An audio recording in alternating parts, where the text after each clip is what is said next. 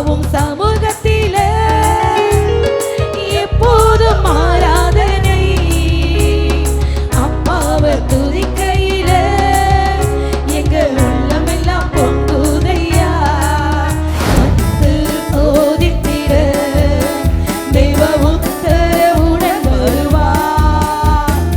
ஆனால் இயேசு கைவிடா தானாய் வந்து ரட்சிப்பார். ஆனால் இயேசு கைவிடா தானாய் வந்து ரட்சிப்பார். காலைதோறும் கர்த்தருடைய கிருபை புதிதாக இருக்கிறது. கிருபை வேணும்னா காலைதோறும் எந்திரிச்சிருங்க. ஹல்லேலூயா, ஹல்லேலூயா.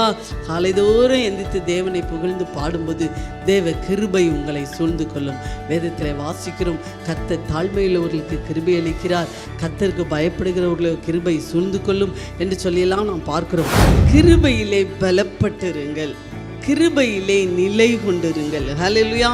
கிருபையை இந்த நாட்களிலே நிலை கொள்ளச் செய்யும்படியாக, கிருபையை உங்களிடத்திலிருந்து எடுத்து போடும்படியாக தேவன் வைத்ததான் அந்த கிருபையின் மகா ஐஸ்வர்யத்தை, மகா மேன்மையை உங்களிலிருந்து எடுத்து போடும்படியாக பிசாசானவன் சுற்றி திரிந்து கொண்டே இருக்கிறான்.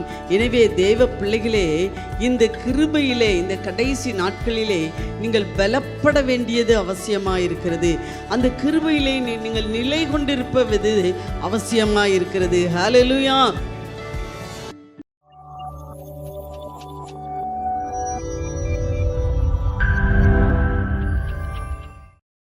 நீங்க போதும் ஏசப்பா,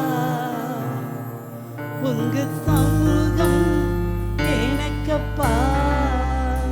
நீங்க போதும் ஏசப்பா, உங்க சமூகம் எனக்கப்பா. எத்தனை இன்பமே உந்தன் சமூகமே. எல்லாம் சொல்லும். எத்தனை இன்பமே உந்தன் சமூகமே. உள்ளமும் உடலுமே உமக்காய் ஏங்குதே.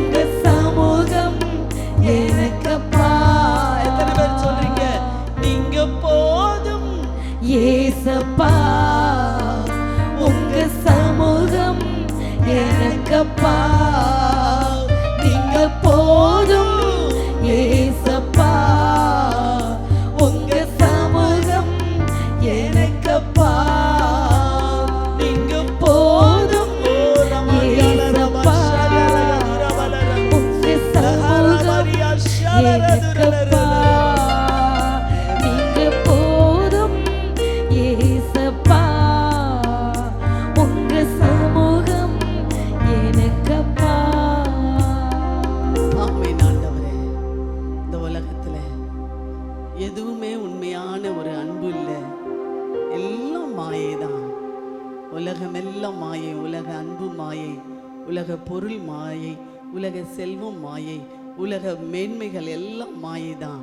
அவருடைய பாதம் ஒன்று தான் கடைசி வரை மாறாததாய் நம்ம கூடையே வந்து கொண்டே இருக்கும். கரங்களை தட்டி கர்த்தரை ஸ்தோத்திரிப்போமா. ரபா ரகதுரபல ரபகப லேகதுரபல ரகதுரபல ரப ஷால ரகதுரபல ரபதுரபல ரப. ஆமென். தேவ சமூகத்தை வாஞ்சிக்கிற எல்லாருக்கும் இந்த வருஷத்துல கர்த்தர் பெரிய கிருபைகளை தருக போகிறார். ஹல்லேலூயா. பெரிய வரங்களை தரப்போகிறார். ஹல்லேலூயா. வல்லமைப்படுத்த போகிறார். ஹல்லேலூயா. மகிமைப்படுத்த போகிறார். ஹல்லேலூயா. இந்த வருஷம் வாக்குத்தத்தை எனக்கு அத்தா கொடுத்தாரு. என் சமூகம் உனக்கு முன்பாக செல்லும், நான் உனக்கு இளைப்பாறுதல் தருவேன். ஹல்லேலூயா.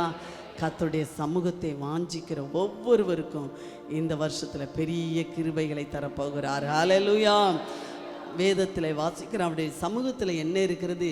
அவருடைய சமூகத்தில் பரிபூரண ஆனந்தமும் அவருடைய வலது பார்சத்தில் நித்திய பேரின்பமும் இருக்கிறதாமா. ஹல்லேலூயா. அவருடைய சமூகத்தில் என்ன இருக்கிறது? அவருடைய சமூகத்தில் மகிமையும் கனமும் இருக்குதா. ஹல்லேலூயா. அவருடைய சமூகத்தில் என்ன இருக்குது? அவருடைய ஸ்தலத்தில் வல்லமையும் மகிழ்ச்சியும் இருக்குதா. ஹல்லேலூயா. எனவே இந்த ஸ்தலத்தில், தேவ சமூகத்தின் ஸ்தலத்தில் வந்திருக்கிற உங்கள் ஒவ்வொருவரையும் கர்த்தர் மகிழ்ச்சியினால் நிரப்புவார். ஹல்லேலூயா. வல்லமையினால் கர்த்தர் நிரப்புவார். அது இந்த ஸ்தலத்தில் இருக்கிறது. எத்தனை பேர் உணர்கிறீர்கள்? இந்த ஸ்தலத்தில் நான் தேவனுடைய வல்லமை உணர்கிறேன், இந்த ஸ்தலத்தில் என்னுடைய ஆத்மாவில் ஒரு புத்துணர்ச்சியை, ஒரு மகிழ்ச்சியை நான் உணர்கிறேன் என்று சொல்லுகிறவர்கள் கரங்களை தட்டி கர்த்தரை ஸ்தோத்திரிப்போமா. தேவ மகிழ்ச்சி, தேவ சமூகத்தின் பிரசன்னம் ஒவ்வொருவரையும் நிரப்புவதாக. ஹல்லேலூயா. அப்பாவும் சமூகத்திலே எப்போதும் ஆராதனை, அப்பாவை துதிக்கையிலே எங்க உள்ளமெல்லாம் பொங்குதையா, எங்க உள்ளமெல்லாம் பொங்குதையா. அப்பாவும் சமூகத்திலே எப்போதும் ஆராதனை, அப்பாவை துதிக்கையிலே எங்க உள்ளமெல்லாம் பொங்குதையா, எங்க உள்ளமெல்லாம்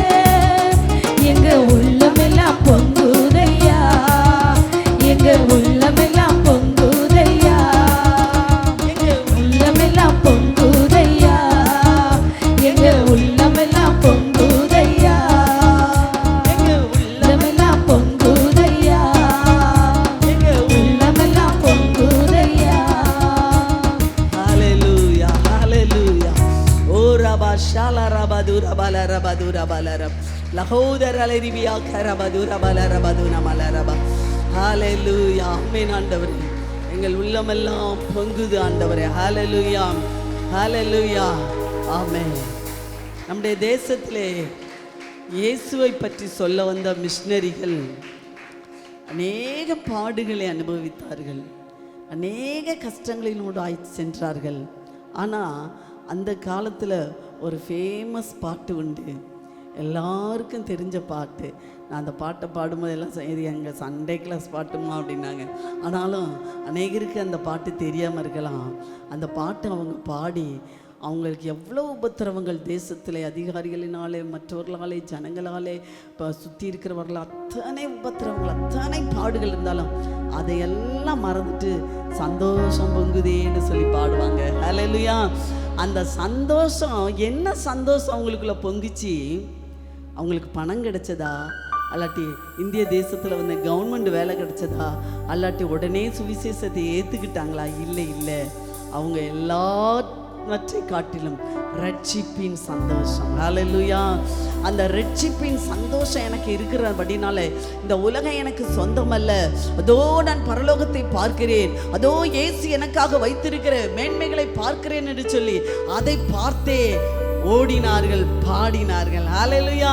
இப்போது அருமையான மகளே, சின்ன சின்ன கவலைகள் உன்னை சூழ்ந்து அவ்வப்போது நீ எழும்ப விடாதபடிக்கு உன்னை அப்படியே டிப்ரெஸ் பண்ணிக்கிட்டே இருக்குதா, அப்படியே உன்னை வேதனைப்படுத்திக்கிட்டே இருக்குதா, ஒன்று செய்யுங்க, நீங்கள் இந்த பாட்டை டெய்லி பாடுங்க. ஹல்லேலூயா. உங்களை டிப்ரெஷன் ஆக்குகிற என்ன கிரியைகள், என்ன பிரச்சனை, என்ன போராட்டம் வந்தாலும் சரி, இந்த ரட்சிப்பின் பாட்டை பாடிருங்க. ஹல்லேலூயா. ஆமாம், தடவை பாடும்போது ஒன்றும் தெரியாது, ரெண்டாவது தடவை பாடுங்க, மூணாவது தடவையும் சத்தமாக பாடுங்க. அப்பொழுது ஒரு தேவ பிரசன்ன மகிமை, உண்மையான ஒரு சந்தோஷம் உங்களுக்குள்ள இருந்து எழும்புவதை நீங்கள் பார்ப்பீர்கள். ஹல்லேலூயா. என்ன சந்தோஷம்! வேதம் சொல்லுகிறது, மொர்தெக்காவை பார்த்தவன் வாயில்ல செக்யூரிட்டி வேலை பார்த்துக்கிட்டு இருந்தேன், அவனை பார்த்து ராஜா சொல்றாரு, ராஜா கனம் பண்ணுகிற விரும்புவதற்கு என்ன கொடுக்கப்படும்? ராஜா ஏறுகிற குதிரை. செக்யூரிட்டி வாயில் காவலன் எங்க இருக்கான்? அரண்மனையில் சிங்காசனத்தில் ராஜா எங்க இருக்கிறாரு? ஆனா அவனுக்கு என்ன கொடுப்பாராம்? ராஜ குதிரை கொடுப்பாராம். ஹல்லேலூயா. ராஜாவின் முத்திரை மோதிரம் கொடுப்பாராம். ஹல்லேலூயா. ராஜ கிரீடம் கொடுப்பாராம். ஹல்லேலூயா. அது மட்டுமல்ல, அங்கே சொல்லப்பட்டிருக்கிறது, அப்பாவுடைய வீட்டில் என்னெல்லாம் இருக்கும், அந்த சந்தோஷத்துக்கு அளவே கிடையாது.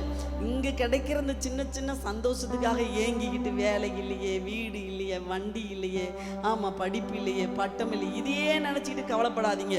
கர்த்தர் உங்களுக்கு ஒரு பெரிய சந்தோஷத்தை வச்சிருக்கிறார். ஹல்லேலூயா, ஹல்லேலூயா. அங்கே கண்ணீர் இல்லை, துக்கம் இல்லை, அலறுதல் இல்லை, வேதனை இல்லை, வருத்தம் இல்லை, சஞ்சலம் இல்லை, தவிப்பு இல்லாது ஓ ஜோதிமயமான ஒரு நகரம். ஹல்லேலூயா. ஒளிமயமான ஒரு நகரம். ஹல்லேலூயா. மகிமை நிறைந்ததான ஒரு நகரம். ஹல்லேலூயா. தங்கமயமான ஒரு நகரம். ஹல்லேலூயா. பொற்சல வீதியிலே உலாவி வர போகிறோம். ஹல்லேலூயா. நவரத்ன கற்கள் பதிக்கப்பட்ட வீடுகளிலே குடியிருக்க போகிறோம். ஹல்லேலூயா, ஹல்லேலூயா. மட்டுமல்ல, ஜீவ நதி எங்கு உண்டு, ஜீவ கனி எங்கே உண்டு, ஜீவ விருட்சங்கள் உண்டு. உடலுக்கு ஆரோக்கியத்தையும் அப்படியே நறுமணம் தருகிறதான சகலவித விருட்சங்களும் அங்கே உண்டு. அங்கே நாம் ஆடி பாடி என்னாலும் மகிழ்ந்திருக்க போகிறோம். அந்த சந்தோஷத்தை நினச்சி தான் மிஷினரிகள் தங்களுடைய சொத்துக்களை விற்றாங்க, அடி வாங்கினாங்க, மிதி வாங்கினாங்க, பேச்சு வாங்கினாங்க, தள்ளப்பட்டார்கள், ஒடுக்கப்பட்டார்கள். காரணம், அந்த சந்தோஷம் எங்களுக்கு இருக்குது, அது போதும் என்று சொல்லி இப்பவும் நம்ம எல்லாரும் உங்கள் கவலையெல்லாம் மறந்து வச்சுட்டு, எனக்கு நீங்கள் ரட்சிப்பின் சந்தோஷம் தந்திருக்கீங்கப்பா, எனக்கு நீங்கள் பரலோகத்தின் சந்தோஷம் தந்திருக்கீங்கப்பான்னு சொல்லி அந்த சந்தோஷத்தில் நிறைஞ்சு சந்தோஷப்படுங்க. ஹல்லேலூயா. கர்த்தருக்கு மகிழ்ச்சியாக இருப்பதே உங்கள் பலன். அப்படி மகிழ்ச்சியா ஆயிருங்க, பலன் இறங்கிடும், எல்லா நோயும் போயிடும். ஹல்லேலூயா, ஹல்லேலூயா. நோயற்ற வாழ்வே குறைவற்ற செல்வம். நோய் இல்லாம இருக்கணும்னா நல்லா மகிழ்ச்சியா பாடிருங்க, மகிழ்ச்சியாய் பாட்டுகளை எடுத்து பாடிக்கிட்டே இருங்க. கர்த்தருடைய வல்லமை இறங்கும், பலன் இறங்கும். ஹல்லேலூயா. பாடுவோம். சந்தோஷம் பொங்குதே. எல்லாரும் எல்லாரும் வாயை திறந்து பொங்குதே. ஹல்லேலூயா. இயேசு என்னை ரட்சித்தார், முற்றும் என்னை மாற்றினார். சந்தோஷம்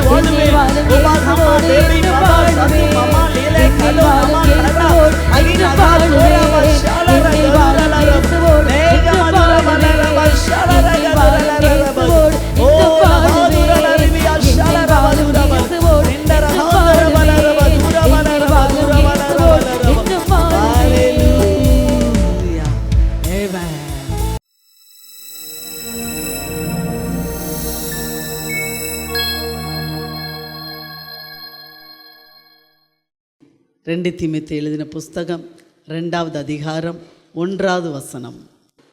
என் குமாரனே, என் குமாரனே, நீ கிறிஸ்து இயேசுவில் உள்ள கிருபையில் பலப்படு. நீ கிறிஸ்து இயேசுவில் உள்ள கிருபையில் பலப்படு. ஹல்லேலூயா. கிறிஸ்து இயேசுவில் உள்ள கிருபையில் பலப்படு என்று ஆவியானவர் இன்றைக்கு சபையை பார்த்து சொல்லுகிறார். ஹல்லேலூயா. கிருபையில கர்த்தர் பலப்படணும், பலப்பட்டு இருக்கணும். அப்படி என்றால் என்ன? அப்போஸ்தலர் எழுதின புஸ்தகம் அங்கே 13வது அதிகாரம் 43வது வசனத்தை வாசிக்கும் போது, ஜெபாலயத்தில் கூடின சபை கலைந்து போன பின்பு, சபையை பார்த்து அங்கே அப்போஸ்தலர் சொல்லுகிறார்கள், வாசியுங்கள். யூதரிலும் யூத மார்க்கமிந்த பக்தியுள்ளவர்களிலும் அநேகர் பவுலையும் பர்னபாவையும் பின்பற்றினார்கள். அவர்களுடனே இவர்கள் பேசி யாருடனே? ஜெபாலயத்தில் கூடின சபையுடனே இவர்கள் பேசி சொல்லுகிறார்கள், தேவனுடைய கிருபையிலே நிலை கொண்டிருக்கும்படி அவர்களுக்கு புத்தி சொன்னார்கள். கிருபையிலே நிலை கொண்டிருங்கள், கிருபையிலே பலப்பட்டிருங்கள், கிருபையிலே நிலை கொண்டிருங்கள். ஹல்லேலூயா. கிருபையை இந்த நாட்களிலே நிலை கொள்ளச் செய்யும்படியாக, கிருபையை உங்களிடத்திலிருந்து எடுத்து போடும்படியாக தேவன் வைத்ததான் அந்த கிருபையின் மகா ஐஸ்வர்யத்தை, மகா மேன்மையை உங்களிலிருந்து எடுத்து போடும்படியாக பிசாசானவன் சுற்றி திரிந்து கொண்டே இருக்கிறான். எனவே தேவ பிள்ளைகளே, இந்த கிருபையிலே இந்த கடைசி நாட்களிலே நீங்கள் பலப்பட வேண்டியது அவசியமாக இருக்கிறது. அந்த கிருபையிலே நீங்கள் நிலை கொண்டிருப்பது அவசியமாக இருக்கிறது. ஹல்லேலூயா. ஆமென். உங்கள்கிட்ட இருக்கிற கிருபையை எடுத்துடணும்னு சொல்லி வியாதியை கொடுத்து பார்க்குறான், பிரச்சனைகள் போராட்டங்களை கொண்டு வந்து பார்க்கிறான், பிசாசின் சகல தந்திரங்களையும் யுத்தங்களையும் கொண்டு வந்து அந்த கிருபைக்கு விரோதமாக போராடி கொண்டே இருக்கிறான். எனவே தேவனுடைய பிள்ளையே, உன்னிடத்தில் இருக்கிற அந்த கிருபையை நீ விட்டு விடாதபடிக்கு அதிலே நீ பலப்பட வேண்டும், அதிலே நீ நிலை கொண்டிருக்க வேண்டும். பலப்படும்படியாக நீ முயற்சி செய் என்று சொல்லி சபையை பார்த்து அன்றைக்கு அப்போஸ்தலர் சொன்னது போல இன்றைக்கு பரிசுத்த ஆவியானவர் உங்கள் ஒவ்வொருவரையும் பார்த்து சொல்லுகிறார், என் மகளே, நீ கிருபையில் பலப்படு. பக்கத்தில் இருக்கிறவங்களை பார்த்து சொல்லுங்க, நீ கிருபையில் பலப்படு. ஹல்லேலூயா. கிருபை என்ன? கிருபை பொதுவாக ஆண்டவர் நமக்கு நிறைய பேருக்கு ஆசீர்வாதமாக இருப்பது, கிருபை உயர்வாக இருப்பது, கிருபை சுகத்தோடு இருப்பது, கிருபை நிர்மூலமாகாது இருப்பது, கிருபை நிற்கிறதே கிருபை தான். ஹல்லேலூயா. ஆனால் வேதத்திலே சொல்லப்பட்ட கிருபைகள் என்னவென்றால், வேதத்திலே பார்க்கிறோம். எபேசியர் எழுதின புஸ்தகம் 2வது அதிகாரம் 8-9 வசனங்களை வாசிக்கும் போது, கிருபையினாலே விசுவாசத்தை கொண்டு ரட்சிக்கப்பட்டீர்கள். கிருபையினாலே ரட்சிக்கப்பட்டீர். எத்தனை பேர் ரட்சிக்கப்பட்டிருக்கீங்க? கரங்களை உயர்த்தி அல்லேலூயா சொல்லுங்க பார்க்கலாம். கிருபையினாலே ரட்சிக்கப்பட்டீர்கள், கிருபையினாலே ரட்சிக்கப்பட்டீர்கள். இன்னும் அந்த வசனத்தை வாசிக்கும்போது வேதத்திலே வாசிக்கிறோம். ரோமர் எழுதின புஸ்தகம் 5வது அதிகாரம் 17வது வசனத்தையும் 6வது அதிகாரம் 23வது வசனத்தையும் வாசிக்க கேட்போம். வாசியுங்கள். அல்லாமலும் ஒருவனுடைய மீறுதலினாலே அந்த ஒருவன் மூலமாய் மரணம் ஆண்டு கொண்டிருக்க கிருபையின் பரிபூரணத்தினால் நீதியாகிய ஈவின் பரிபூரணத்தையும் பெறுகிறவர்கள் இயேசு கிறிஸ்து என்னும் ஒருவராலே ஜீவனை அடைந்து ஆளுவார்கள். ஹல்லேலூயா.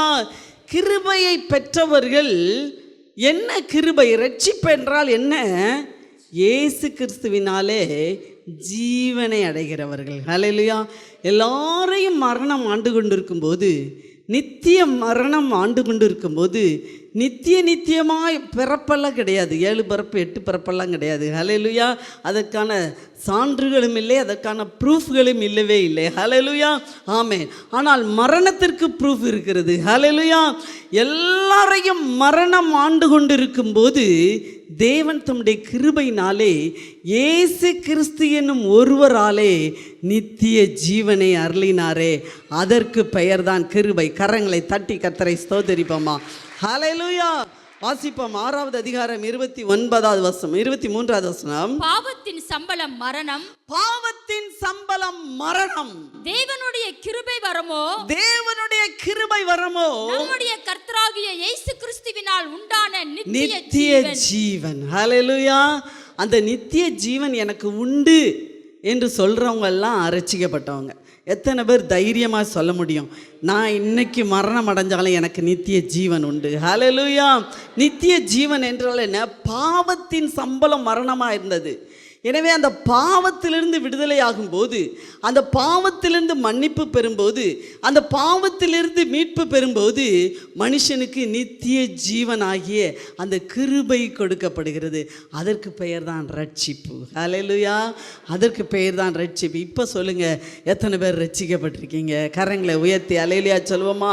ஹல்லேலூயா. அந்த மெய் சமாதானம், அந்த மெய்யான பாவத்திலிருந்து விடுதலை, அந்த மெய்யான ஸ்வாபங்களிலிருந்து விடுதலை, அந்த மெய்யான நித்திய ஜீவனை பெற்றுக்கொள்வோம் என்கிற அந்த நம்பிக்கை, அதற்கு பெயர் தான் ரட்சிப்பு. ஹல்லேலூயா. அருமையான இந்த ரட்சிப்பை பெற்றுக்கொண்டோம். எதனால இந்த ரட்சிப்பை பெற்றுக்கொண்டோம்? கிருபையினாலே ரட்சிப்பை பெற்றுக்கொண்டோம். ஹல்லேலூயா. கிருபையினாலே விசுவாசத்தை கொண்டு. ஆமாம், விசுவாசத்தினால தான். விசுவாசம் இல்லாமல் ரட்சிப்பு. ஆமாம், எனக்கு இப்போ நம்ம பரலோகத்தையோ நித்திய ஜீவனையோ பார்க்கவில்லை, ஆனால் என்ன செய்கிறோம்? உணர்கிறோம், அதை நிச்சயத்துக்கு இருக்கிறோம். மனசுக்குள்ள என்ன செய்கிறோம்? நிச்சயமாய் அறிந்திருக்கிறோம். எனவே இந்த நிச்சயத்தை பெற்றுக்கொண்டவர்கள் ரட்சிப்பு. இது எதனால? விசுவாசத்தினால. நிச்சயம் உண்டு, நிச்சயம் எனக்கு நித்திய ஜீவன் உண்டு என்று விசுவாசிக்கிறோம் அல்லவா? இந்த விசுவாசத்தினாலே நாம் ரட்சிப்பை பெற்றுக்கொண்டோம். வாசிப்போம். அது மட்டுமல்ல, வேதத்திலே வாசிக்கிறோம். எபேசியர் 4:7 வாசிக்கும்போது, பரம ஈவு, தேவன் பரத்திலிருந்து கொடுக்கிற ஒரு ஈவு தான் ரட்சிப்பு. ரட்சிப்பு எல்லாருக்கும் கிடச்சிட்டா? ஆண்டவர் இந்த உலகத்தில் எத்தனை கோடி ஜனங்கள் இருக்கிறாங்க, அத்தனை கோடி ஜனங்களுக்கு ரட்சிப்பு கிடச்சிட்டானா? இல்லை. பரலோகத்தில் ஈவுனா என்னது? இரக்கமாய் பிச்சையாய் போடுகிறதுக்கு பேர் தான் என்னது? அந்த ரட்சிப்பு. ஹல்லேலூயா. அதுக்கு பேர் தான் அந்த ரட்சிப்பு. ஈவாய் கொடுத்த அந்த ரட்சிப்பு. இன்னும் ஒரு வசனத்தை வாசிக்கும்போது 13 அப்போஸ்தலர் 13:48 நினைக்கிறேன். புறஜாதியார் அதை கேட்டு சந்தோஷப்பட்டு கர்த்தருடைய வசனத்தை மகிமைப்படுத்தினார்கள். நித்திய ஜீவனுக்கு நியமிக்கப்பட்டவர்கள் எவர்களோ, நித்திய ஜீவனுக்கென்று நியமிக்கப்பட்டவர்கள் எவர்களோ அவர்கள் விசுவாசித்தார்கள். கரங்களை தட்டியிருக்க கூடாதா? ஹல்லேலூயா. ஆமாம், நீங்கள்லாம் யார் தெரியுமா? நித்திய ஜீவனுக்கென்று ஆண்டவர் இந்த உலகத்தை படைக்கும் போதே நியமிச்சிட்டாரு. ஹல்லேலூயா. உலகத்திலே படைப்புகளில் நல்ல அழகானது, எல்லாரும் விரும்புகிறது எதுதான்? பறவைகள். பறவைகள், விலங்குகள், இவைகள் எல்லாரையும் படைச்சிருக்கிறாரு. அவைகள் எல்லாம் ஒவ்வொரு நோக்கத்துக்காக ஆண்டவர் நம்ம படைச்சாரு. ஆனால் தேவனுடைய பிள்ளைகளை, ரட்சிக்கப்பட்ட தேவ ஜனமே, உன்னை நியமித்தது யார் தெரியுமா? உன்னை நித்திய ஜீவனுக்கு நீ நியமித்தது யார் தெரியுமா? பிதாவாகிய தேவன். ஹல்லேலூயா. நித்திய ஜீவனுக்கென்று நீ நியமிக்கப்பட்டாய். எனவே நீ இயேசுவை விசுவாசித்திருக்கிறாய். நித்திய ஜீவனுக்கென்று ஆண்டவர் முன்குறித்து உன்னை நியமித்திருக்கிறார். எனவே நீ ரட்சிக்கப்பட்டிருக்கிறாய். எனவே நீ பாவத்திலிருந்து விடுதலையாக்கப்பட்டிருக்கிறாய். எனவே நீ ரட்சிப்பாகிய சமாதானத்தை பெற்றிருக்கிறாய். அதை ஒருபோதும் மறந்துடக்கூடாது. அதனால நீ ரொம்ப ஸ்பெஷல். ஹல்லேலூயா. மற்ற மனுஷரை விட நீங்கள் ரொம்ப ஸ்பெஷல். ஏன் தெரியுமா? அந்த ரட்சிப்பை பெற்றபடினாலே, அந்த விசுவாசத்தை பெற்றபடினாலே உங்களை ஆண்டவர் ஏற்கனவே உலகம் உண்டாதற்கு முன்னே உங்களை ஆண்டவர் நியமித்திருக்கிறாரு. இந்த கோத்திரத்தில் ஆண்டவருக்கு நமக்கு கோத்திரம் தெரியாது, நமக்கு அப்பா தாத்தா பாட்டி பேர் கூட சரியாக தெரியாது. ஆண்டவருக்கு எல்லாம் தெரியும். தாத்தா பாட்டி மூப்பனார் மூட்டன் எல்லாருடைய பேர்லையும் இந்த வரிசையில், இந்த நேரத்தில், இந்த காலத்தில், இந்த இடத்துல இந்த மகளை நான் எனக்கென்று நியமித்திருக்கிறேன். அவள் இந்த உலகத்துக்குரிய ராஜ்யத்துக்குரியவள் அல்ல, அது தேவனுடைய நித்தியத்துக்குரிய ராஜ்யத்துக்குரியவள். நான் அவளை பரலோக ராஜ்யத்திற்கு நியமித்திருக்கிறேன். எனவே நீ விசுவாசித்தாய், எனவே நீ ரட்சிக்கப்பட்டு இருக்கிறாய், எனவே நீ சபைக்கு வந்திருக்கிறாய். எவ்வளோ பெரிய பாக்கியம் தெரியுமா? இது இப்பெல்லாம் தெரியாது. இப்பெல்லாம் நமக்கு தெரிகிறதெல்லாம் என்னது தான்? நம்ம படுற கஷ்டமும் நம்ம படுற வியாதியும் பலவீனம் தான் தெரியும். ஆனால் ஒரு நாள் வரும், அப்பொழுது இந்த ரட்சிப்பின் மேன்மை உங்களுக்கு தெரியப்படும். ஹல்லேலூயா. ரட்சிக்கப்பட்டிருக்கிறது ஒரு பெரிய கிருபை. அடுத்து ஆண்டவர் கிருபைனா வாசிப்போம். 4:7 எபேசியர் 4:7 சொல்லப்பட்டிருக்க வாசிங்கள். அவனவனுக்கு கிறிஸ்துவனுடைய ஈவின் அளவுக்கு தக்கதாக நம்மில் அவனவனுக்கு கிருபை அளிக்கப்பட்டிருக்கிறது. அவனுக்கு கிருபை. இங்கே அவர் என்ன கிருபையை பற்றி பேசுகிறார் என்று சொன்னால், அழைப்பாகிய கிருபை, வரங்களாகிய கிருபை, தாளந்துகளாகிய கிருபை, இதை ஆண்டவர் பேசுகிறார். அந்த அதிகாரத்தை போய் வாசிப்பீர்களானால் தெரியும். கிறிஸ்துவின் ஈவின் அளவுக்கு தக்கதாக யார் மேலே கிருபையாயிருக்க சித்தமாயிருக்கிறேனோ அவன் மேலே கிருபையாயிருப்பேன். யார் மேலே இரக்கமாயிருக்க சித்தமாயிருப்பேனோ அவன் மேலே இரக்கமாயிருப்பேன். அதனுடைய அளவுக்கு தக்கதாக நம்மிடத்தில் அழைப்புகள் இருக்கிறது, நம்மிடத்தில் வரங்கள் இருக்கிறது, நம்மிடத்தில் கிருபைகள் இருக்கிறது, நம்மிடத்தில் தாளந்துகள் இருக்கிறது. ஹல்லேலூயா. இந்த கிருபை எத்தனை பேருக்கு கர்த்தர் அழைத்திருக்கிறார் ஊழியத்திற்கென்று? அழைக்கப்பட்டவர்கள் அநேகர், தெரிந்து கொள்ளப்பட்டவர்களோ சிலர். அழைக்கப்பட்டவர்களை தெரிந்து கொள்ளப்படுதல் மிகவும் சிறந்தது. தெரிந்து கொள்ளப்படுதலின் கிருபைகள் தாளந்துகளும் வரங்களும் பெற்றது மிகவும் சிறந்த கிருபை. ஹல்லேலூயா. இப்படி ஆண்டவர் ஒவ்வொருத்தருக்கும் அழைப்பையும் கிருபைகளையும் வரங்களையும் வைத்து அவருடைய ஈவின் அளவுக்கு தக்கதாக நம்மளே கிருபை என்ன செய்கிறார்? விளங்க பண்ணுகிறார். அது மட்டுமல்ல, வாசிப்போம். நீதிமொழிகள் எழுதின புஸ்தகம் 3வது அதிகாரம் 3-4 வசனங்களை வாசிக்கும் போது, கிருபையும் சத்தியமும் உன்னை விட்டு விலகாதிருப்பதாக. கிருபையும் சத்தியமும் உன்னை சேர்ந்து இருக்கும் போது என்ன நடக்கும்? நீ அவைகளை உன் கழுத்திலே பூண்டு அவைகளை உன் இருதயமாகிய பலகையில் எழுதிக்கொள். அதனால் தேவனுடைய பார்வையிலும் மனுஷருடைய பார்வையிலும் தயையும் நற்புத்தியும் பெறுவாய். அதனால தேவனுடைய பார்வையிலும் மனுஷனுடைய பார்வையிலும் தயையையும் நற்புத்தியையும் பெறுவாய். தயையையும் ஆசீர்வாதத்தையும் பெறுவாயின்னு போட்டிருந்தா பரவாயில்ல. இங்கே என்ன போட்டிருக்குது? தயையையும் நற்புத்தியையும் பெறுவாய். நல்ல குணம் தேவனுடைய கிருபை. அதை நீங்கள் தெரிஞ்சுக்கிங்க. நல்ல குணம், நல்ல கேரக்டர் இருக்கிறது கர்த்தருடைய கிருபை. அந்த நல்ல கேரக்டர்னால மனுஷரிடத்தில் தயவை பெற்றுக்கொள்ள முடியும். வேதத்தில் உதாரணத்துக்கு வாசிப்போமானால் ஆதியாகமம் 39:21 வாசிக்கும் போது அங்கே சொல்லப்பட்டிருக்கிறது, யோசேப்பு என்கிறதான ஒரு புருஷனை குறித்து ஆண்டவர் பேசுகிறார். வாசியுங்கள். கர்த்தரோ யோசேப்போடு இருந்து அவன் மேல் கிருபை வைத்து சிறைச்சாலை தலைவனுடைய தயவு அவனுக்கு கிடைக்க, சிறைச்சாலையிலேயே தலைவனுடைய கண்களில் தயவு கிடைக்க வச்சார். ஹல்லேலூயா. உங்களுடைய முதலாளியின் கண்களிலே, நீங்கள் வேலை பார்க்கிற இடத்திலே, நீங்கள் இருக்கிற இடத்திலே, சுற்றி இருக்கிற ஜனங்களின் மத்தியிலே உங்களுக்கு தயவு கிடைக்க வேண்டும் என்றால் தேவனுடைய கிருபை வேணும். ஹல்லேலூயா. தேவனுடைய கிருபை வேணும். மட்டுமல்ல, உங்களுக்கு நல்ல கேரக்டர்கள், நல்ல குணங்கள் உருவாக வேண்டுமென்றால் தேவனுடைய கிருபை கிடைக்கணும். ஹல்லேலூயா. எனவே தேவனுடைய கிருபை என்பது மிகவும் பிரதானமான ஒன்று. அந்த கிருபையை நீங்கள் என்ன செய்யணும்? பெற்றுக்கொண்டவர்கள் இன்னும் பலப்படணும். ஹல்லேலூயா. கிருபையை பெற்றுக்கொள்ள என்ன செய்யணும் தெரியுமா? எனக்கு தெரிஞ்சது ஒரே ஒரு வசனம் தான். புலம்பல் எழுதின புஸ்தகம் 3வது அதிகாரம் 23-24 வசனங்களை வாசிக்கும்போது வாசியுங்கள். நாம் நிர்மூலமாகாதிருப்பது கர்த்தருடைய கிருபையே, அவருடைய இரக்கங்களுக்கு முடிவில்லை, அவைகள் காலைதோறும் புதியவைகள். ஹல்லேலூயா. காலைதோறும், காலையில் தான் கர்த்தருடைய கிருபை இருக்குது. இந்த கிருபை வேணும்னா தினம் என்ன செய்யணும்? காலையில் எந்திக்கணும். ஐயா இன்றைக்கி சொன்னாங்க, சோம்பேறித்தனத்தை துரத்தணும். ஹல்லேலூயா. மூடி படுத்திருந்தா என்ன சொல்லுவாங்க? எங்கள் ஊர் பக்கம் சொல்லுவாங்க, மூடி படுத்திருந்தா என்னது? பீடை வருமாமா. ஹல்லேலூயா. அதை துரத்தணுன்னா என்ன செய்யணும்? காலையில் எந்திரிச்சிடணும். ஹல்லேலூயா. வேதமும் சொல்லுகிறது, காலை தோறும் கர்த்தருடைய கிருபை புதிதாக இருக்கிறது. கிருபை வேணும்னா காலைதோறும் எந்திரிச்சிருங்க. ஹல்லேலூயா. ஹல்லேலூயா. காலைதோறும் எந்திரித்து தேவனை புகழ்ந்து பாடும்போது தேவ கிருபை உங்களை சூழ்ந்து கொள்ளும்.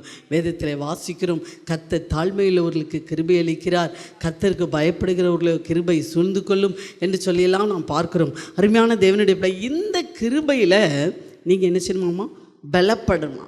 இந்த யோசேப்பை குறித்து வாசிக்கும்போது அவன் சிறையிருப்பில் கிடக்கிறான், சிறைச்சாலையில் கிடக்கிறான். ஆனால் தலைவனுடைய கண்களில் இது கிருபை கிடைச்சதுனால அவன் என்ன பண்ணிட்டானாமா, சிறைச்சாலையிலிருந்து நேர சிங்காசனத்துக்கு ஏறிட்டான். ஹல்லேலூயா. அரண்மனை சிங்காசனத்துக்கு ஏறிட்டான். அருமையான தேவனுடைய பிள்ளைகளே, சிறையிருப்பில் இருந்தாலும் தேவனுடைய கிருபை பெற்ற பிள்ளைகள் சிறையிருப்பு ரொம்ப காலம் இருக்கவே இருக்காது. நீங்கள் போயிட்டே இருங்க, நீங்கள் ஜெபம் பண்ணிக்கிட்டே இருங்க, ஒரு காலம் வரும் கர்த்தர் உங்களை உயர்த்தி காமிப்பார். ஹல்லேலூயா, ஹல்லேலூயா.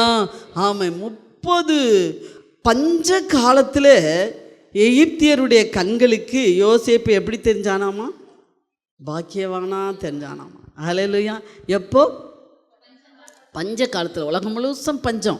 இவன் சிங்காசனத்தில் உட்கார்ந்துருக்கிறான், இவனை தேடி ஜனங்கள்லாம் வர்றாங்க. இவன் கரெக்டாக அந்த தானியங்களை பாதுகாத்து கரெக்டாக அந்த நேரத்தில் பஞ்ச காலத்தில் வருகிற ஜனங்களுக்கெல்லாம் தானியங்களை அள்ளி அள்ளி கொடுக்குறான். கொடுக்கும்போது பஞ்சம், எங்கே பார்த்தாலும் பஞ்சம். ஜனங்களுடைய கண்கள்லாம் குழி விழுந்து, ஜனங்களுடைய கண்கள்லாம் வேதனைப்பட்டு, ஐயோ எங்களுக்கு ஒரு வாய் சாப்பாடு கிடைச்சிடாதா, ஒரு வாய் சோறு கிடைக்காதான்னு சொல்லி தவிச்சிட்டு இருக்கும்போது இந்த யோசேப்பை பார்க்கிறார்கள். யோசேப்பு அவர்களுக்கு பாக்கியவான்களாய் தெரிந்தார்கள். ஹல்லேலூயா. யோசேப்புக்கிட்ட தான் இப்போ தானியம் ஃபுல்லாக இருக்குது. ஹல்லேலூயா. பார்க்கும்போது அப்படியே ஜனங்கள் என்ன செய்கிறாங்க, ஆமாம் அவன் எங்கே கிடந்தவன், குழியில் போட்டவன்.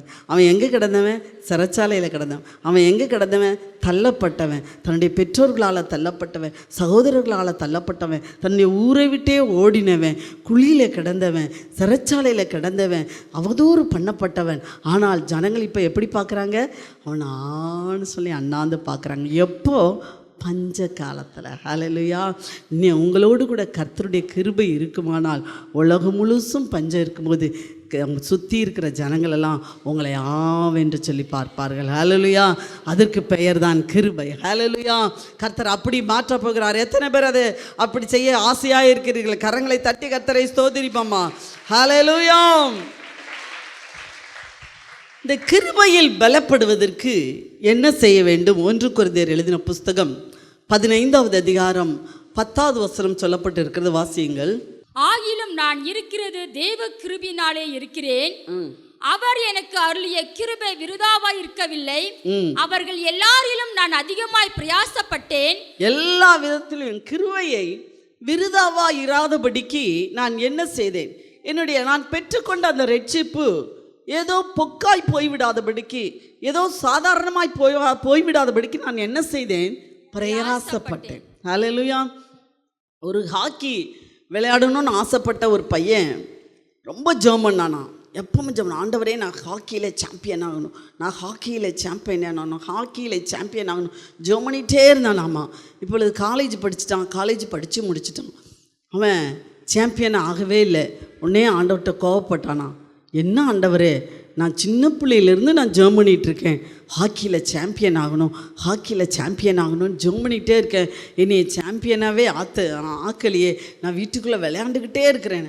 அப்போ ஒருவர் வந்து சொன்னார், எப்பா நீ வீட்டுக்குள்ளேயே விளையாண்டுக்கிட்டு இருக்கிறது எப்படி தெரியும்? நீ போய் கிரவுண்டில் என்ன செய்ய, விளையாடு. கோச்சு கூட என்ன செய்ய, சேரு. உள்ளே உட்காந்துக்கிட்டு இருந்தா நீ எப்படி சாம்பியன் ஆவ? ஹல்லேலூயா. அதே போல தான் கர்த்தருடைய பிள்ளைகள் உள்ளே உட்காந்துட்டு நான் ரட்சிக்கப்பட்டேன், கிருபை இருக்குன்னு கிருபையை வச்சுக்கிட்டே இருந்தா ஒன்றும் செல்லாத காசாயிரும். ஹல்லேலூயா. அதை நீங்கள் பிரயாசப்படணும், அதை நீங்கள் செலவு பண்ணணும். ஹல்லேலூயா. ஆமென். உங்கள்கிட்ட இருக்கிற கிருபைகள் என்ன என்று சொல்லி ஆண்டவர்களுடைய வேதத்தில் பார்க்குறோம். ஒருவனுக்கு 5 தாலந்து, ஒருவனுக்கு 2 தாலந்து, ஒருவனுக்கு 1 தாலந்து கொடுத்தார். 5 தாலந்து வாங்கினவன் நேராக என்ன செஞ்சான்? 5 சம்பாதிச்சான், டபுள் மடங்கு அப்படியே சம்பாதிச்சான். 2 தாலந்து வாங்கினவனும் டபுள் மடங்கு சம்பாதிச்சான். 1 தாலந்து வாங்கினவன் என்ன செஞ்சான்? புதைச்சி வச்சான். பூமியை தோண்டி என்ன செஞ்சான்? புதைச்சி வச்சான். அப்போ ஆண்டவர் சொன்னார், பொல்லாதவனும் சோம்பேறியுமாகிய ஊழியக்காரனேன்னு சொல்கிறாரு. என்ன சொல்கிறாரு? பொல்லாதவன் அவன் பொல்லாதவனா, அவன் பாட்டு கிடச்ச அவன் கேரக்டர் ஒன்றும் பொல்லாததாக அங்கே வெளிப்படலை. ஆனால் ஆண்டவர் என்ன சொல்கிறாரு? அந்த சோம்பேறித்தனத்தை பொல்லாதவங்கிறாரு. ஹல்லேலூயா. ஆமென். அதுக்காக நீ என்ன செய்ய? பிரயாசப்படு. வேதத்தில் வாசிக்கிற மத்திய எழுதின புஸ்தகம் 5வது அதிகாரம் 15-16 வசனங்களை வாசிக்கும் போது அங்கே சொல்லப்பட்டிருக்கிறது. வாசியுங்கள். விளக்கை கொளுத்தி விளக்கை கொளுத்தி மரக்காலால் மூடி வைக்காமல் மரக்காலால் மூடி வைக்காமல் விளக்கு தண்டின் மேல் வைப்பார்கள். விளக்கு தண்டின் மேல் வைப்பார்கள். அப்பொழுது அது வீட்டில் உள்ள யாவருக்கும் வெளிச்சம் கொடுக்கும். அப்பொழுது அது வீட்டில் உள்ள யாவருக்கும் வெளிச்சம் கொடுக்கும். இவ்விதமாய் மனுஷர் உங்கள் நற்கிரிகளை கண்டு கண்டு பரலோகத்தில் இருக்கிற உங்கள் பிதாவை மகிமைப்படுத்தும்படி உங்கள் வெளிச்சம் அவர்கள் முன்பாக பிரகாசிக்க கடவது. உங்கள் வெளிச்சம் பிரகாசிக்க கடவது. பக்கத்துல உள்ளவங்களை பார்த்து சொல்லுங்க, உங்க வெளிச்சம் பிரகாசிக்க கடவது. அந்த ரட்சிப்பாகிய வெளிச்சத்தை ஆண்டவர் தந்திருக்கிறார். அந்த அழைப்பாகிய வெளிச்சத்தை தந்திருக்கிறார். கிருபைகளாகிய வெளிச்சத்தை தந்திருக்கிறார். வரங்களாகிய வெளிச்சத்தை தந்திருக்கிறார். அந்த வெளிச்சத்தை மற்றவர்களுக்கு முன்பாக என்ன செய்யணும்? பிரகாசிக்க பண்ணணும். ஹல்லேலூயா. நம்முடைய சபையில் அநேக பிள்ளைகள் ஞாயிற்றுக்கிழமை வர்றாங்க, போகிறாங்க, என்ன செய்கிறாங்க எது செய்கிறாங்கன்னு தெரியல. ஆனால் சிலர் என்ன செய்கிறாங்க, ஞாயிற்றுக்கிழமை வந்துட்டாலும் இடையில என்ன பண்ணுறாங்க, போய் ஆஸ்பத்திரி ஊழியங்கள் செய்கிறார்கள். ஏதோ ஒரு விதத்தில் ஒரு நற்கிரியைகளில் நம்முடைய வெளிச்சத்தை என்ன செய்ய வேண்டும்? பிரகாசிக்கப்பட வேண்டும். அடுத்து பார்க்கிறோம், வெளிச்சத்தை பிரகாசிக்க பண்ணாதபடிக்கு உங்களுக்குள்ள ரட்சிப்பையும் உங்களுக்கு கொடுத்த அந்த நித்திய ஜீவன், அந்த ரட்சிப்பு என்பது மகா பெரியது. அது மகா பெரிய பொக்கிஷம். அதை நீங்கள் சும்மா என்ன செஞ்சுறாங்க, அசட்டையாக நினச்சிடாதீங்க. ஏசாவை குறித்து வாசிக்கும் போது வாசியுங்கள். எபிரேயர் எழுதின புஸ்தகம் 12வது அதிகாரம் 15வது வசனத்தை வாசியுங்கள். ஒருவனும் தேவனுடைய கிருபையை இழந்து போகாதபடிக்கு யாதொரு கசப்பான வேர் முளை தெலும்பி கலக்கம் உண்டாக்குகிறதுனால் அநேகர் தீட்டுப்படாத படிக்கும். ஒருவனும் வேசிக்கலனாகவும் ஒருவேளை போஜனத்துக்காக தன் சேஷ்ட புத்திர பாகத்தை விற்று போட்ட ஏசாவை போல சீர்கெட்டவனாகவும் இராத படிக்கும் எச்சரிக்கையாயிருங்கள். உங்க கிருபையை நீங்க எப்படி இழந்துடக்கூடாது? கசப்பான வேறுனால இழந்துடக்கூடாது. கசப்பான வேறுனால என்ன செஞ்சிடக்கூடாது? ஏதாவது ஒரு கசப்பான வேரை வச்சுக்கிட்டே இருக்காதீங்க. அந்த கசப்பான வைராக்கியத்தை, அந்த சண்டையை, அந்த கோபத்தை அதை வச்சுட்டே இருங்க. கசப்பு வரும், பிரச்சனை வரும், வேதனை உடனே பிடிங்க என்ன செஞ்சிடணும்? எரிஞ்சு போட்டுறணும். ஹல்லேலூயா. அந்த கசப்பான வேரை வைக்க அது வேர் உள்ளே ஊடி என்ன செய்யும்? பெரிய மரமாக என்ன செஞ்சிடும்? வளர்ந்துடும். எனவே கசப்பான வேர் முளைத்தெளிந்து அதை பிடிக்கும். அடுத்து சொல்கிறாரு, ஒருவேளை போஜனத்துக்காக தன் சேஷ்ட புத்திர பாகத்தை இழந்து போட்டேன். ஒருவேளை போஜனத்துக்காக, கொஞ்ச நேரம் இன்பத்திற்காக, கொஞ்ச நேரம் கேம்ஸ், கொஞ்ச நேரம் அடிமைத்தனம், கொஞ்ச நேரம் பொல்லாத காரியங்களை பார்ப்பதினால என்ன செஞ்சிருவோம்மா? சேஷ்டபுத்திர பாகத்தை இழந்துருவோம்மா. ஹல்லேலூயா. ரட்சிப்பை இழந்துருவோம். கொஞ்ச நேரம் சிற்றின்பத்திற்காக, கொஞ்ச நேரம் பாவத்திற்காக, கொஞ்ச நேரம் அடிமைத்தனத்திற்காக சேஷ்டபுத்திர பாகத்தை இழந்து போகாதபடிக்கு ஏசாவை போல சீர்கெட்டவனாக இராதபடிக்கு எச்சரிக்கையாயிருங்கள். கர்த்தர் நம்மை பார்த்து சொல்லுகிறார். எனவே இந்த கிருபை, அந்த ரட்சிப்பு உலகத்துக்கு எந்த மனுஷன், பெரிய பெரிய ஆக்டர், பெரிய பெரிய பணக்காரங்க, பில்கேட்ஸுக்கு கிடைக்காத கிருபை நமக்கு கிடைச்சிருக்கு. ஹல்லேலூயா. ஆமாம். டாட்டா பிர்லாவுக்கு கிடைக்காத கிருபை என்ன செஞ்சுருக்கு?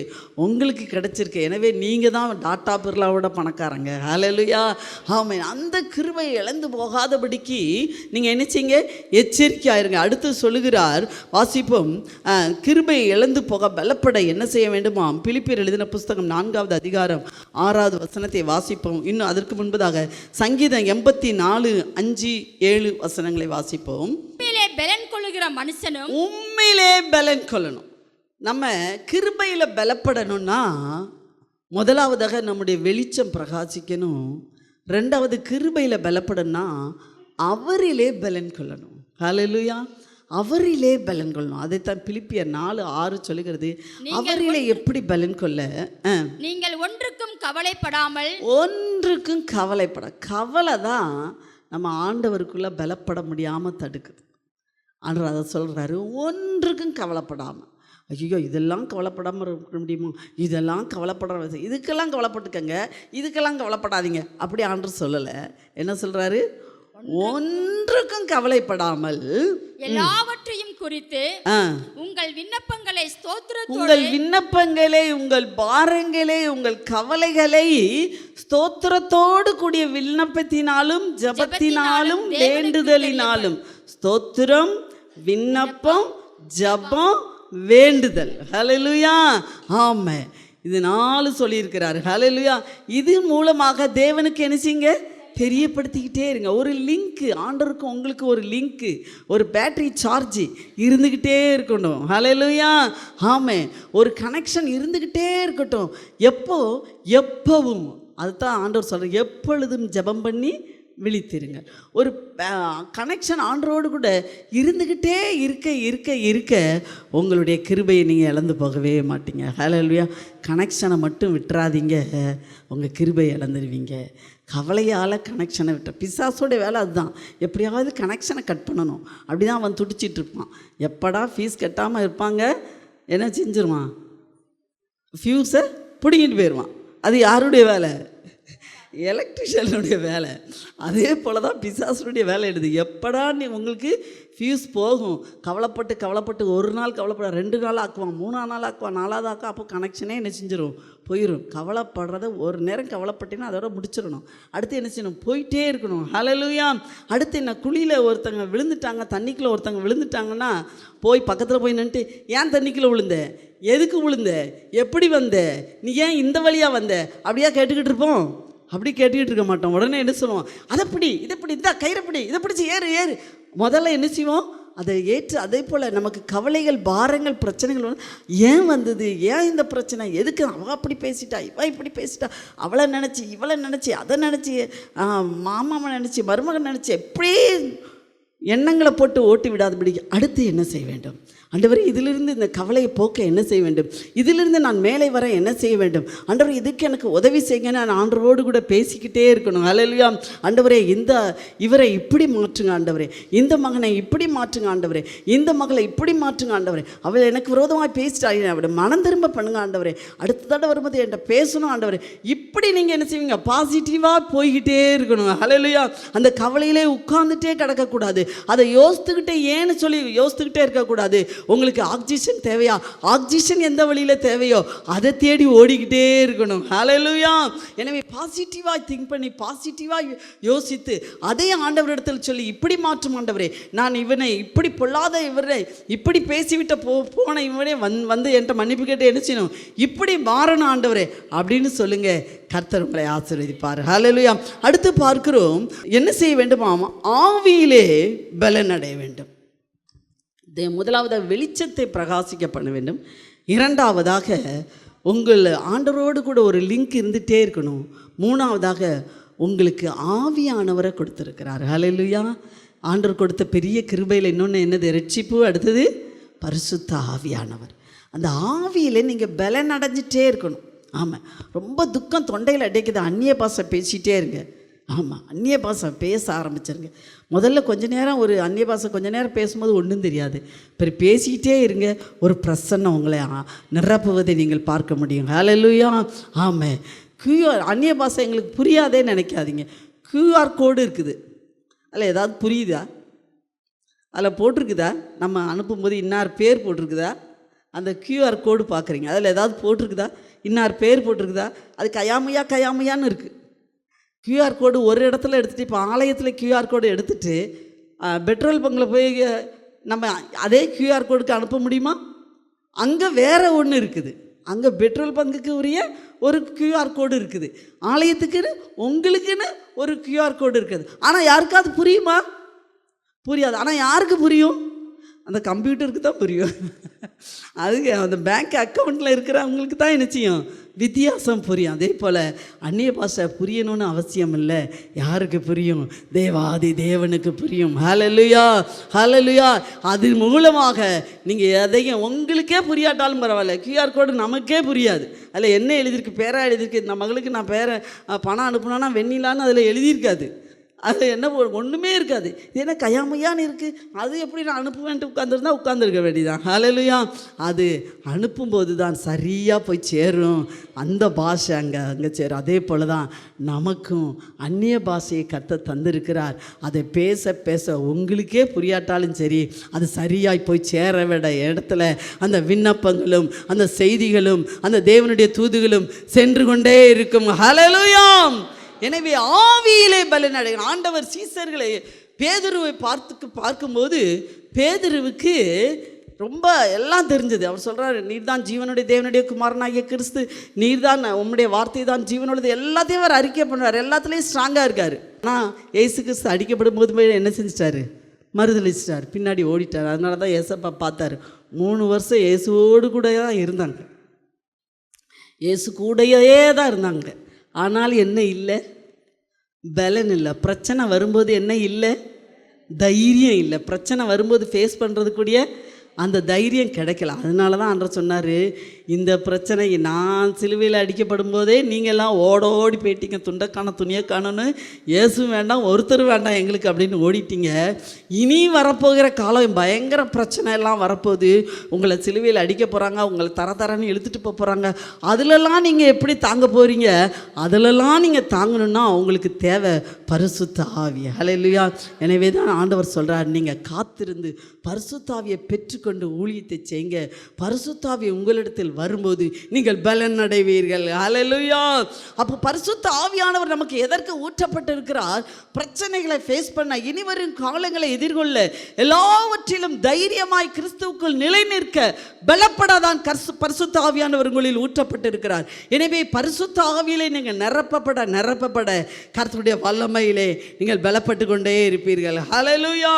ஆமென். வேதத்திலே பார்க்கிறோம், இயேசு கிறிஸ்து சிலுவையில் அடிக்கப்படும் வரைக்கும் 3.5 வருஷமா இயேசுவோடு கூட இருந்த யூதாஸ் காரியத்து சாகும்போது எப்படி செத்தாரு? இயேசு இல்லாம செத்தார். ஹல்லேலூயா. இயேசு இல்லாம எங்க போனாரு? நரகத்துக்கு போனார். ஹல்லேலூயா.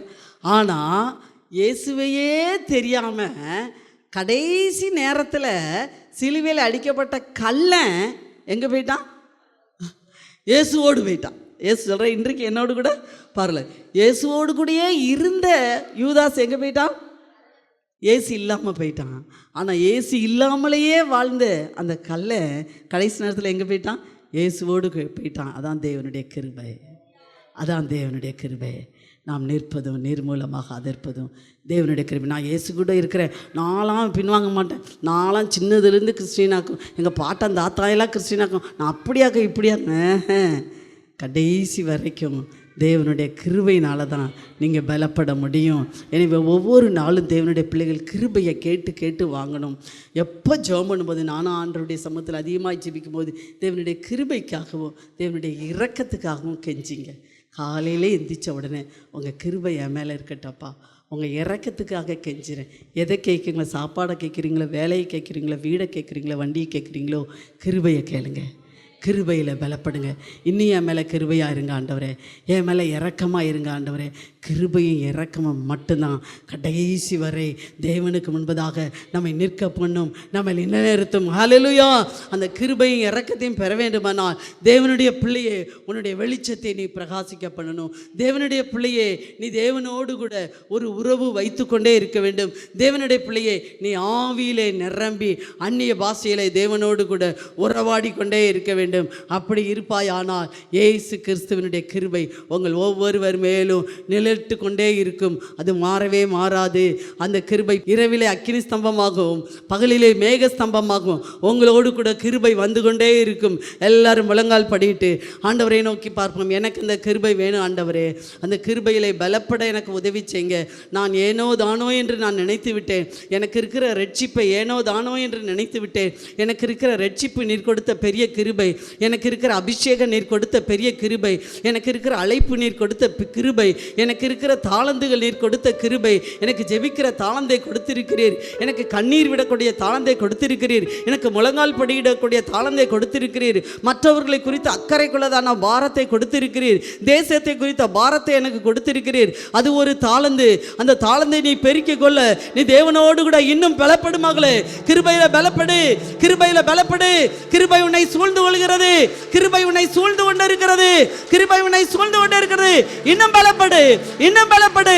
கர்த்தர் 5 தாளந்தை 10 தாளந்தாய் மாற்ற விரும்புகிறேன் சொல்லு மகளே. 2 தாளந்தை 4 தாளந்தாய் மாற்ற விரும்புகிறேன் ஆண்டவரே. இன்னும் நான் கிருபையை ஆண்டவரை பெருக்க விரும்புகிறேன். எனக்கு உதவி செய்யுங்க, எனக்கு இரக்கம் செய்யுங்க என்று கேட்போம். ஹல்லேலூயா.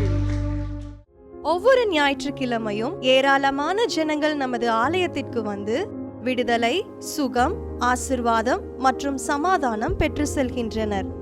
நமது சபையின் ஆராதனை நேரங்கள்: ஒவ்வொரு ஞாயிற்றுக்கிழமை தோறும் முதலாம் ஆராதனை அதிகாலை 5 மணிக்கும், 2ஆம் ஆராதனை காலை 7 மணிக்கும், 3ஆம் ஆராதனை காலை 9 மணிக்கும், 4ஆம் ஆராதனை மாலை 6:30 மணிக்கும் நடைபெறும். முதல் 3 ஆராதனைகளையும் நீங்கள் நேரடியாக சபையின் யூடியூப் வலைதளத்தில் உள்ள IPHH கிணத்துக்கடவு சேனலில் உலகத்தின் அனைத்து பகுதிகளிலும் இருந்து பார்த்து பயனடையலாம். சிறுவர்களுக்கான ஓய்வு நாள் பள்ளி முதலாம் ஆராதனையில் காலை 6 மணிக்கும், 2ஆம் ஆராதனையில் காலை 8 மணிக்கும், 3ஆம் ஆராதனையில் காலை 10 மணிக்கும் நடைபெறும். வாலிபர் கூடுகை ஒவ்வொரு மாதமும் முதல் ஞாயிற்றுக்கிழமை அன்று காலை 9 மணிக்கு வாலிபர்களுக்கான விசேஷித்த கூடுகை நடைபெறும். எண்ணெய் பூசி சுகமளிக்கும் வாக்குத்தத்த ஆராதனை ஒவ்வொரு மாதத்தின் 1ஆம் தேதி அதிகாலை 5 மணிக்கும் காலை 10 மணிக்கும் நடைபெறும். கட்டுகளை அவிழ்க்கும் உபவாச ஜெபம் ஒவ்வொரு மாதமும் 3ஆம் வெள்ளிக்கிழமை காலை 10 மணிக்கு நடைபெறும். இதில் ஒவ்வொருவருக்காக தனிப்பட்ட முறையில் பிரார்த்தனை ஏறெடுக்கப்படும். விடுதலை உபவாச ஜெபம் ஒவ்வொரு மாதமும் கடைசி சனிக்கிழமை அன்று காலை 10 மணிக்கு நம் தேசத்திற்காக பாரத்தோடு ஜெபங்கள் ஏறெடுக்கப்படும்.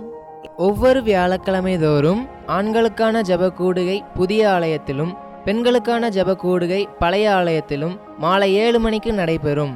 ஒவ்வொரு புதன்கிழமை அன்றும் வாலிப சகோதரர்களுக்கான ஜெப கூடுகை மாலை 7 மணிக்கு நடைபெறும்.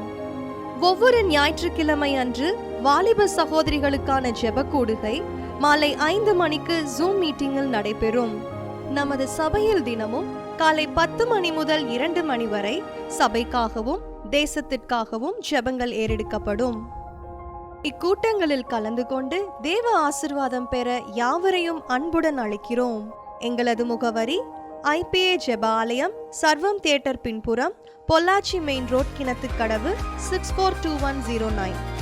ஜெப உதவிக்கு 9443435618 9488873284. டிவி நிகழ்ச்சிகள் நமது சபையின் மூலம் பொள்ளாச்சி முழுவதும் 24 மணி நேரமும் ஜேகிங் டிவி ஒளிபரப்பப்படுகிறது.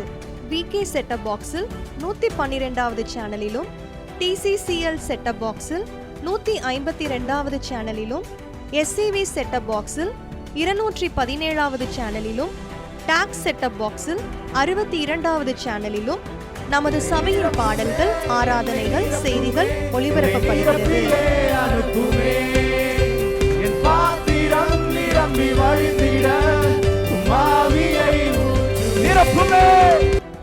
தமிழ்நாடு முழுவதும் பைபிள் டிவியில் தினமும் மாலை 6:30 மணிக்கும், பெனியல் டிவியில் தினமும் காலை 7:30 மணிக்கும் நமது சபையின் நிகழ்ச்சிகள் ஒளிபரப்பப்படுகிறது. இந்த டிவி ஊழியங்களின் மூலம் ஆயிரக்கணக்கான ஜனங்கள் ஆசிர்வதிக்கப்பட ஜெபித்துக் கொள்ளுங்கள்.